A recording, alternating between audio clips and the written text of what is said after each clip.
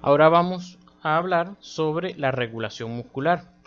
Esta regulación muscular, ¿verdad?, ocurre más que todo desde la médula espinal. No hay integración con otras partes del sistema nervioso central, sino que la médula espinal es la que se encarga de regular que la contracción del músculo no sea demasiada. Igualmente, que el estiramiento del tendón tampoco sea mayor que su resistencia.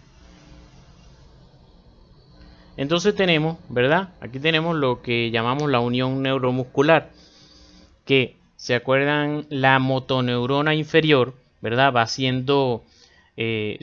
enviando su impulso nervioso, dando salticos a través de los nodos de Ranvier.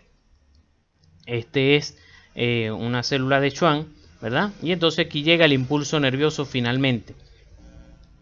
Cuando llega aquí, ¿verdad?, recordemos que activa las vacuolas donde están los neurotransmisores. Ellas se unen a la membrana plasmática del axón y entonces suelta en la membrana en la membrana posináptica, ¿verdad? En la membrana presináptica, perdón, en la hendidura, aquí suelta el neurotransmisor que es la acetilcolina. La acetilcolina se une a la membrana del músculo, ¿verdad? Y da la orden de que entre calcio. Al entrar el calcio, activa la actina y miosina, que son las que van a hacer la contracción muscular. Aquí las vemos, ¿verdad? Llegando al músculo, a la acetilcolina, y entonces eso permite la entrada de calcio en el músculo, que nos da la contracción muscular. Entonces, tenemos principalmente tres reflejos, que son, primero vamos a ver el de estiramiento. El de estiramiento, ¿verdad?, es aquel reflejo que permite o inhibe que el músculo sea estirado de una manera exagerada. Recordemos, yo les dije cuando veíamos pares craneales, que los reflejos siempre tienen un estímulo y una respuesta. Cuando alguien nos pregunta el reflejo tal, nosotros debemos responder con cuál es el estímulo y cuál es la respuesta que nos da ese estímulo. Entonces, recordemos que vimos en la clase anterior que el músculo tenía un uso neuromuscular. El uso neuromuscular que está dentro del músculo, ¿verdad?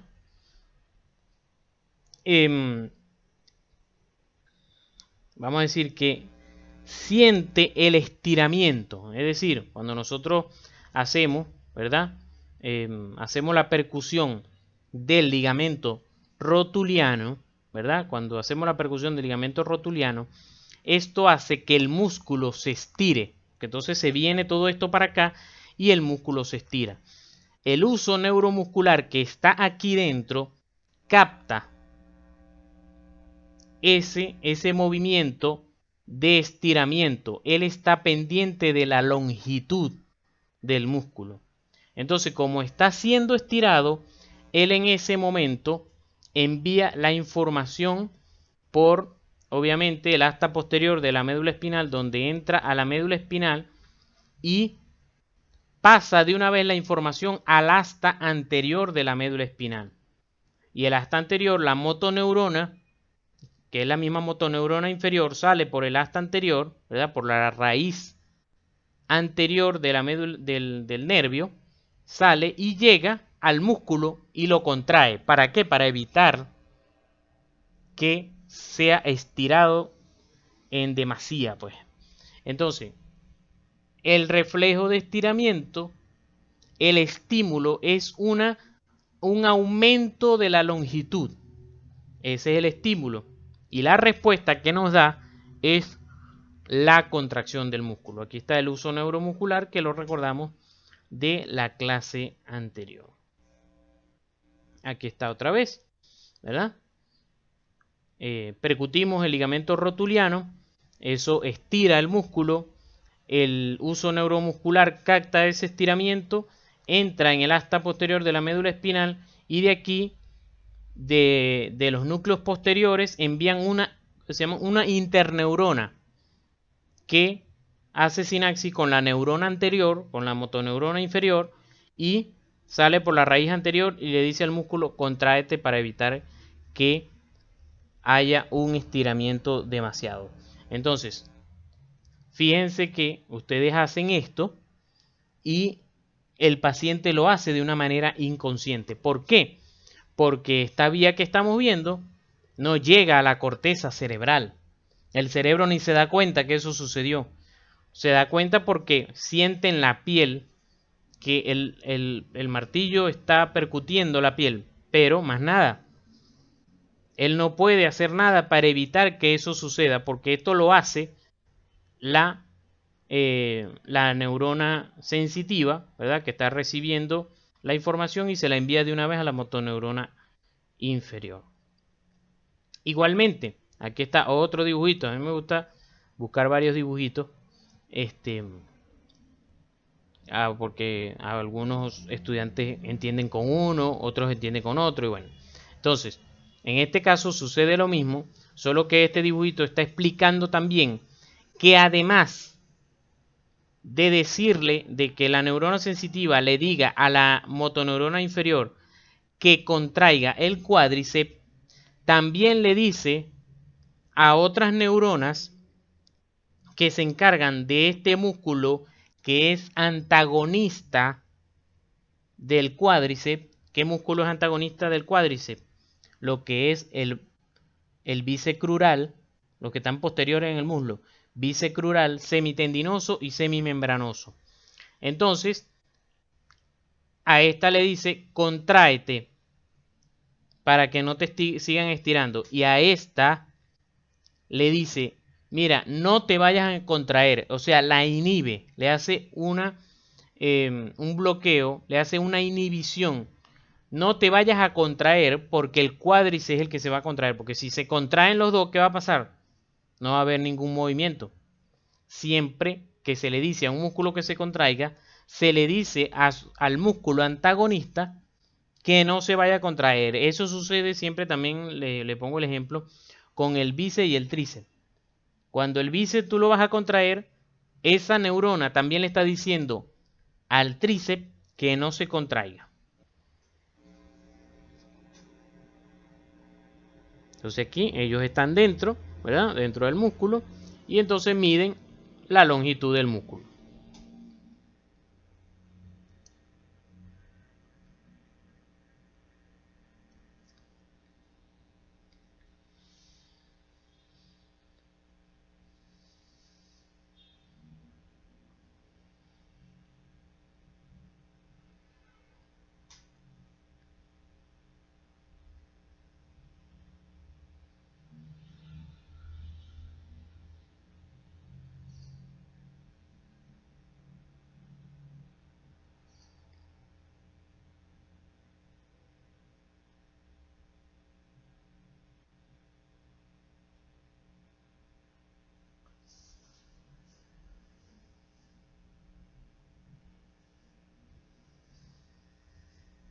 Aquí tenemos unos videitos. ¿Se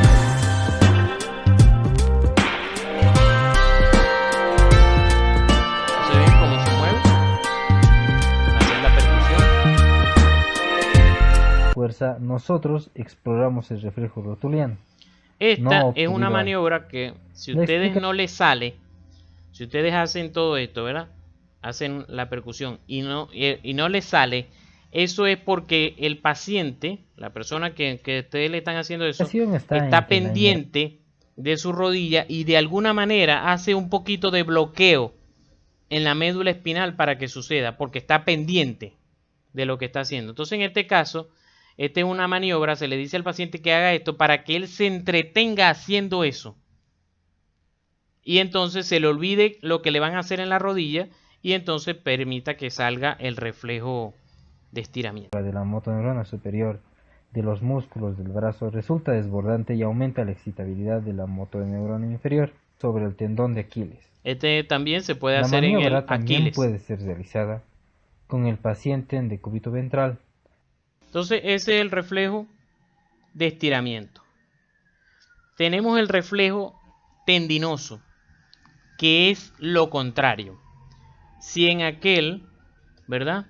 Lo que medíamos era la longitud y eso era un reflejo para proteger el músculo que se estirara de más, este reflejo hace que el músculo no se contraiga de más, porque el músculo también tiene un límite en su contracción.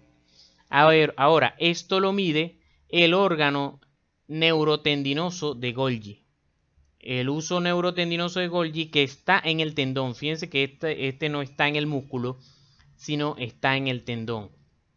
Allí, como les decía en la clase anterior, el músculo se contrae tanto que el tendón se estira y al estirarse envía la información a través del axón. Y fíjense que está órgano tendinoso de Golgi, viene por el asta posterior, llega al asta posterior de la médula espinal, le envía la información a la motoneurona, más bien de inhibición. Le dice a la neurona, deja de estarte contrayendo que me vas a reventar el músculo. Entonces, se inhibe. Por eso es, ¿verdad? Esto es lo que normalmente sucede con cuando los pacientes, las personas, los deportistas, ¿verdad? El alzamiento de pesas, ¿verdad? Cuando la sostienen arriba y ellos la van a bajar, no la bajan así poco a poco, la sueltan. Porque si lo hacen poco a poco, ya tienen tanto rato contrayendo el músculo que puede activarse este mecanismo de relajar el músculo y allá te vienen las pesas para abajo. ¿Ves? Entonces, por eso ellas la sueltan y de hecho ellos muchas veces sienten que puede venir ya esa inhibición de la motoneurona. Entonces, por eso ellos siempre sueltan la pesa. El órgano tendinoso de Golgi también nos ayuda a medir el peso que nosotros tengamos. Eso, por ejemplo, a veces cuando vamos a comprar un pollo y entonces vemos que el pollo dice que pesa tanto, pero entonces yo siento, no, esto no pesa tanto, esto no pesa 2 kilos, esto como que está pesando menos. Entonces es porque o sea, ya yo tengo en mi cerebro la sensación por el órgano tendinoso de Golgi, cuánto normalmente se me estira ese músculo cuando yo peso el pollo. Cuando yo agarro el pollo, normalmente se me tensa de esta manera, ya yo lo tengo en mi cerebro. Igual o sencillamente cuando yo comparo,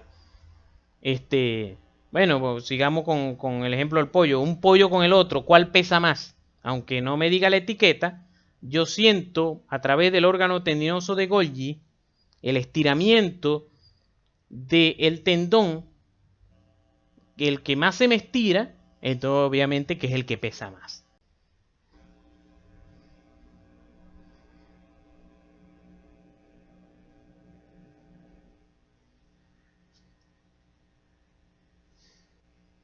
Entonces fíjense, son receptores que están en el tendón y que van a sentir la tensión, es decir, el estiramiento del tendón.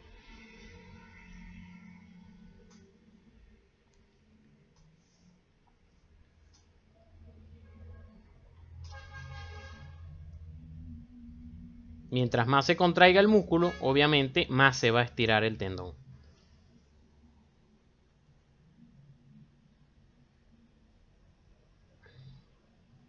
Fíjense con este músculo que tiene más peso, obviamente se tensa más el tendón y envía más información a la médula espinal.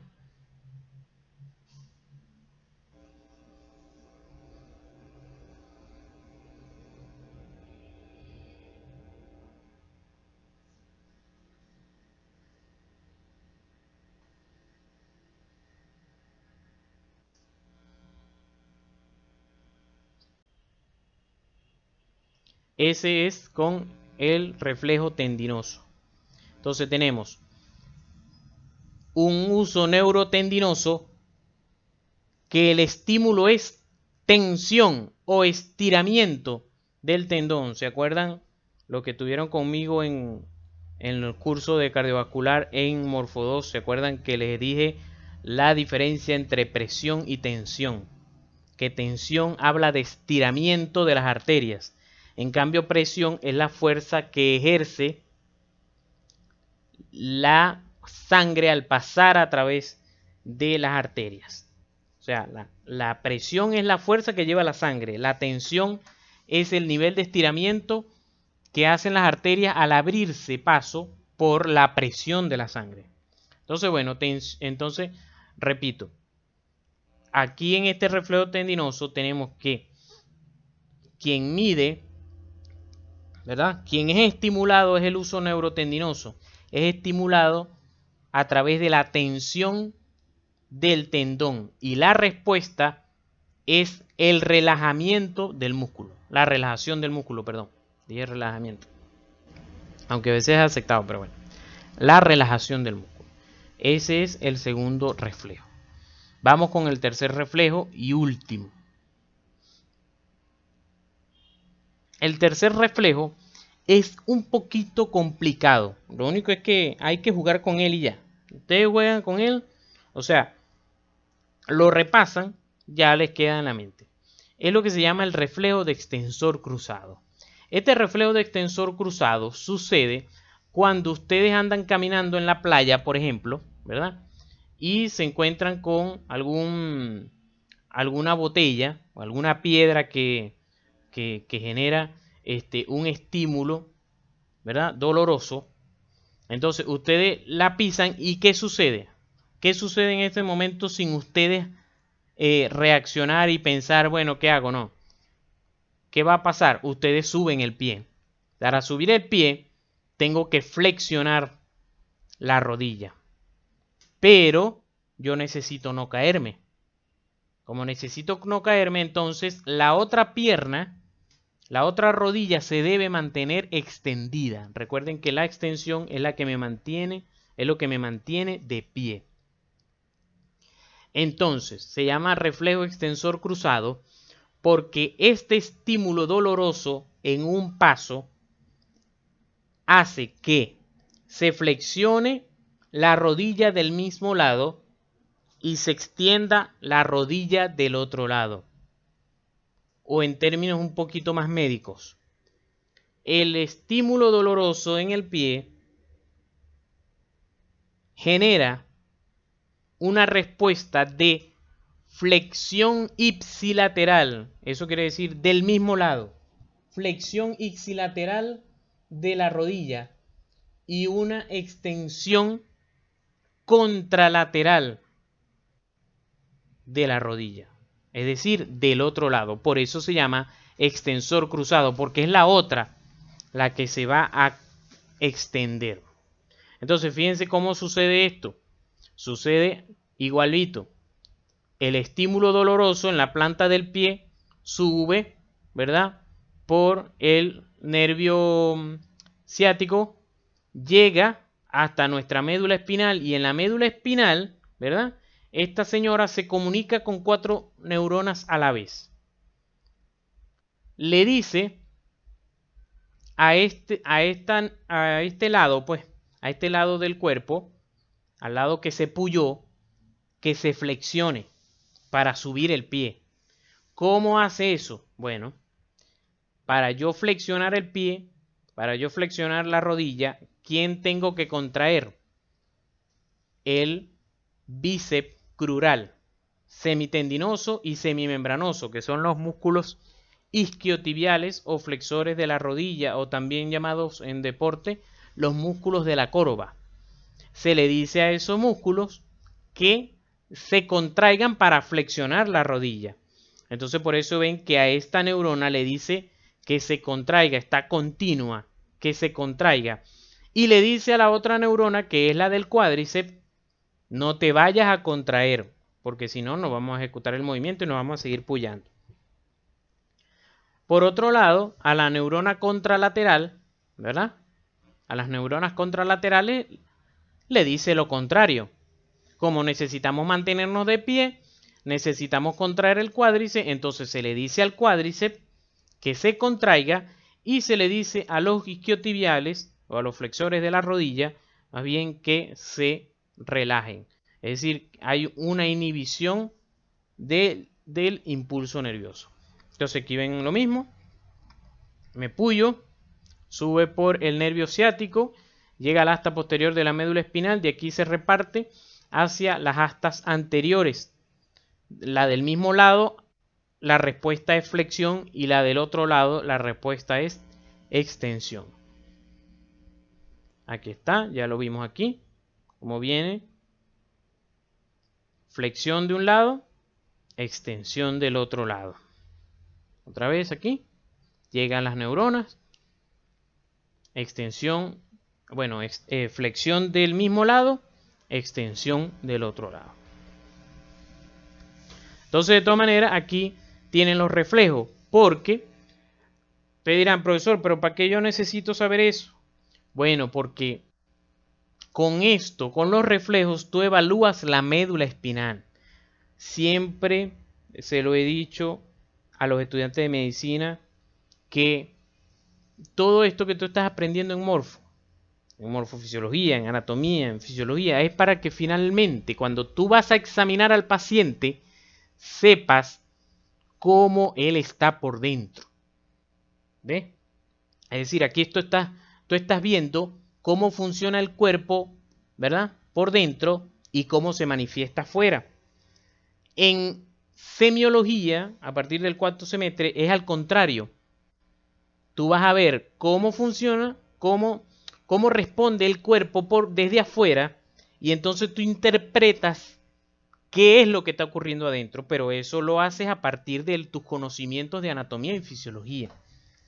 Entonces, si a ti ahorita, si tú estuvieras en una clase de semiología y el profesor te preguntara, bueno, vamos a hacer los reflejos, voy a enseñarte a hacer los reflejos.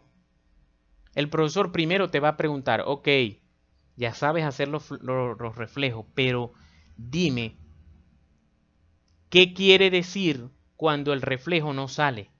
¿Qué está dañado? Esa es la idea, que ustedes sepan qué es lo que está dañado, porque es muy fácil, siempre también lo digo, escuchar el corazón. Ah, sí, bueno, ahí están los ruidos, loop, dup, loop, dup, ajá, pero si algo se altera en esos ruidos, ¿qué está dañado? Entonces empiezan a decir, no, que la contracción, que no sé qué, empiezan a inventar locura. No, tiene que recordar que los ruidos cardíacos, cuando suena, ¿qué suena? Las válvulas cerrándose. Entonces, si se altera el ruido de las válvulas al cerrarse, quiere decir que se alteraron las válvulas. No hay de otra. Entonces aquí sucede lo mismo. Tú no puedes decir que cuando se alteran los reflejos es que tiene dañado algo allá en la azotea, hay algo en el cerebro. No, se dañó la médula espinal. Se dañó la médula espinal. Por eso, fíjense que no vimos en ningún momento aquí en ningún reflejo nada de corteza cerebral. Vimos pura médula. Entonces, con los reflejos, yo evalúo la médula espinal, los segmentos medulares. Es decir, si yo hago el reflejo bicipital y no sale, quiere decir que segmento C5, C6 de la médula espinal está dañado. El reflejo del supinador, el reflejo tricipital, el reflejo rotuliano, que fue el que vimos en video, nos habla de L3, L4.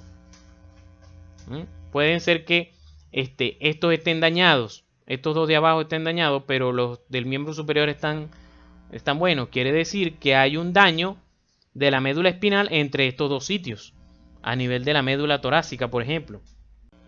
Y bueno, este fue el día de mi graduación como médico. ¿Alguna pregunta en este momento?